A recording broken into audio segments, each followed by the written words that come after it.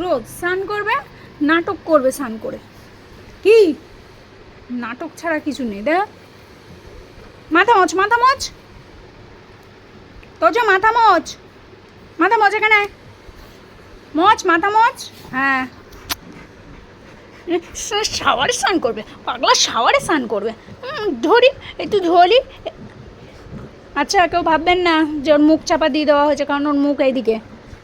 আবার কমেন্ট করবে, বাবা তোমরা অত্যাচার করো তোজোর উপর। হ্যাঁ বাবা, কি বলে, তোমরা অত্যাচার করো, ওকে ওর মতো থাকতে দাও, কেন ওর পিছনে এত লাগো? কিন্তু মানুষ এটা বোঝে না যে তোজোর সাথে খেলা না করলে না তোজোর ভালো লাগে, না তোজোর ফ্যামিলির ভালো লাগে।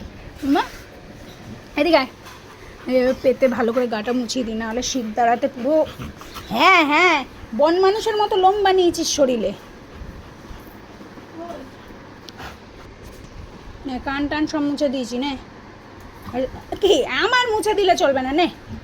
আও আও আও আও, আমার এদিকটা ভিজে গেছে, ওই দিকটা যা, ওই দিকটা যা। হ্যাঁ কেন, এটা দিয়ে মোছো, এটা দিয়ে। আচ্ছা, গলার নিচটা দেখি, গলার নিচে উত্তর লোমে ভর্তি। এদিকে দেখি বুকটা, বুকটা, বুকটা ঘোরা, বুকটা মুছে দিই, তারপরে তুমি একা একা। হ্যাঁ, আবার এটার উপরেও কামড়াচ্ছে। বুকটা মুছে দিই। পাকু, এটা পাকু বুড়ি, এটা পাকু বুলি, এটা পাকু বুলি, বলে এটা পাকু বুলি হয়েছিল, ছোট্ট ছোনা হয়েছিল। মামা তুমি কেমন করে কাঁদো? তাহলে এবার দিদি ঢং করছিস কেন? তুই মা খাবি? আমি কি কানু কানু কই? আমার মা বাবা বলে